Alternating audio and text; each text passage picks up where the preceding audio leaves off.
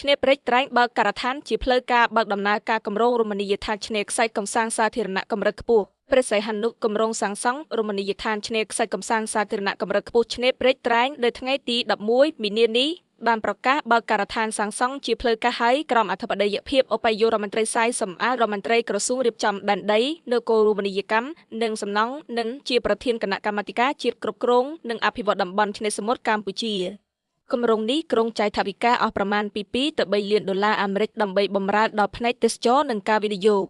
យោងតាមផែនការមេនៃគម្រោងរមណីយដ្ឋានឆ្នេរខ្សាច់កំសាន្តសាធារណៈកម្រិតខ្ពស់ឆ្នេរព្រែកត្រែងនឹងរៀបចំក្រវ៉ាត់បៃតងតាមរយៈដាំឈើនិងរៀបចំកន្លែងពិនិត្យក្រាលក្រានីតសម្រាប់ផ្លូវថ្មើរជើងដំឡើងកន្លែងអង្គុយសាងសង់បន្ទប់ទឹកថ្មីរៀបចំចំណតរថយន្តនិងលូរំដោះទឹកភ្លៀងសាងសង់កន្លែងមើលថ្ងៃលិចសាងសង់បន្ទប់ស្តុកសម្រាមរៀបចំកន្លែងលេងកីឡានិងរៀបចំកន្លែងហាត់ប្រាណបែបធម្មជាតិឡាំហូបមានស្តង់ដារអន្តរជាតិជាដើមបើតាមគម្រោងការងារសាងសង់រមណីយដ្ឋានឆ្នេរខ្សាច់កំសាន្តសាធារណៈកម្រិតខ្ពស់ឆ្នេរព្រែកត្រែងនេះក្រុងចាយថវិកាប្រមាណ2លានទៅ3លានដុល្លារសហរដ្ឋអាមេរិកចំពោះការសាងសង់បើអាកាសធាតុអំណោយផលល្អឬការស្ថាបនានេះអាចនឹងរួចរាល់រយៈពេលមុន1ឆ្នាំឬ1ឆ្នាំនឹងរួចរាល់គូបញ្ជាក់ថារាជរដ្ឋាភិបាលកម្ពុជាមានផែនការបន្តកែប្រែស្ថានភាពលើកម្ពស់សោភ័ណភាពឆ្នេរ2700ម៉ែត្រស្ថិតក្នុងខេត្តកែបនិងផ្ទុយផ្ដើមលើកម្ពស់គុណភាពឆ្នេរព្រែកត្រែងនៃខេត្តព្រះសីហនុគម្រោងលើកម្ពស់សោភ័ណភាពឆ្នេរ2700ម៉ែត្រត្រូវបានឲ្យឈ្មោះថាឆ្នេរដីជួរសន្តិភាពកែជាគម្រោងអភិវឌ្ឍរមណីយដ្ឋានឆ្នេរខ្សាច់កំសាន្តសាធារណៈកម្រិតខ្ពស់ស្ថិតនៅក្នុងសង្កាត់ព្រៃធំក្រុងកែប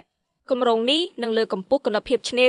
2700ម៉ែត្រនេះឲ្យក្លាយទៅជាឆ្នេរខ្សាច់កំសាន្តតែមួយគត់ដែលនឹងឆ្លើយតបបានទៅនឹងការរំពឹងទុករបស់ភ្ញៀវទេសចរជាតិត្រីអន្តរជាតិមកទស្សនាកម្សាន្តនៅឆ្នេរសមុទ្រកម្ពុជា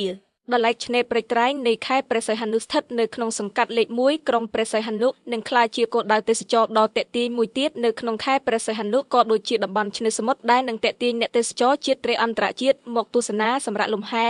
នៅតំបន់ឆ្នេរក៏ដូចជានៅកម្ពុជាបន្ទាប់ពីគម្រោងអភិវឌ្ឍនេះបានបញ្ចប់ជាស្ថាពរឆ្នេរទាំងពីរនេះនឹងក្លាយជាគោលដៅទេសចរដ៏ទាក់ទាញទាំងភ្ញៀវទេសចរក្នុងស្រុកនិងអន្តរជាតិហើយថែមទាំងបង្កើតឱកាសការងារនិងបង្កើតមុខរបរបន្ថែមទៀតសម្រាប់ប្រជាជននៅក្នុងតំបន់ដែលនឹងផ្ដល់ប្រាក់ចំណូលច្រើនជាងមុននិងធ្វើឲ្យជីវភាពរស់នៅកាន់តែល្អប្រសើរមួយកម្រិតថែមទៀតគម្រោងលើកកម្ពស់គុណភាពអភិវឌ្ឍរមណីយដ្ឋានឆ្នេរខ្សាច់កំសាន្តសាធារណៈកម្រិតខ្ពស់ឆ្នេរដីជួរសន្តិភាពកែបនិងឆ្នេរព្រែកត្រែងជាគម្រោងនៃកិច្ចសហប្រតិបត្តិការរដ្ឋនិងវិស័យឯកជនលើកដំបូងក្នុងការអភិវឌ្ឍឆ្នេរកំសាន្តសាធារណៈ